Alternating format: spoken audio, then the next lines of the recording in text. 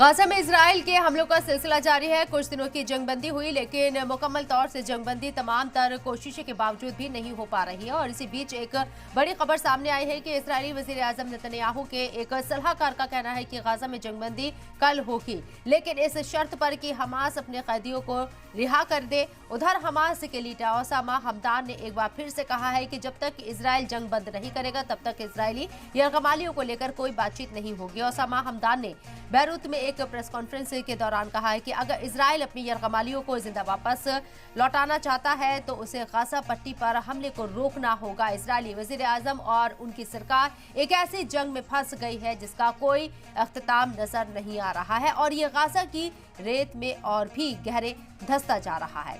उनकी हुकूमत का खात्मा बिल्कुल करीब है। उन्होंने फिलिस्तीनी ग्रुप को खत्म करने के इजरायली धमकियों को भी खोखला दावा बताया। फिलिस्तीनी ग्रुप ने ऐलान किया है कि एक कौमी फैसला है कि जब तक जंग पूरी तरह से खत्म नहीं हो जाती है तब तक कैदियों की अदला बदली की कोई बात नहीं होगी। हमास को मुख्तसर जंगबंदी को लेकर एतराज था। उन्होंने कम से कम 14 दिनों की जंगबंदी का मुतालबा किया था। हमास ने इजरायली फौजी मुहिम को मजीद आर्जी तौर पर रोकने को भी यहाँ पर मुस्तरद कर दिया और कहा है कि वो सिर्फ एक मुस्तकिल जंगबंदी पर बात की जाएगी। ये ऐसी जंगबंदी होगी जिसमें फिलिस्तीनी शहरियों के लिए महफूज पनाहगाहों के क़याम पर जोर दिया जाएगा। फिलिस्तीनी शहरियों को मुनासिब खुराक और तिब्बी इमदाद पहुंचाने पर जोर दिया जाएगा। हमास और इजराइल के बीच 7 अक्टूबर से जंग जारी है।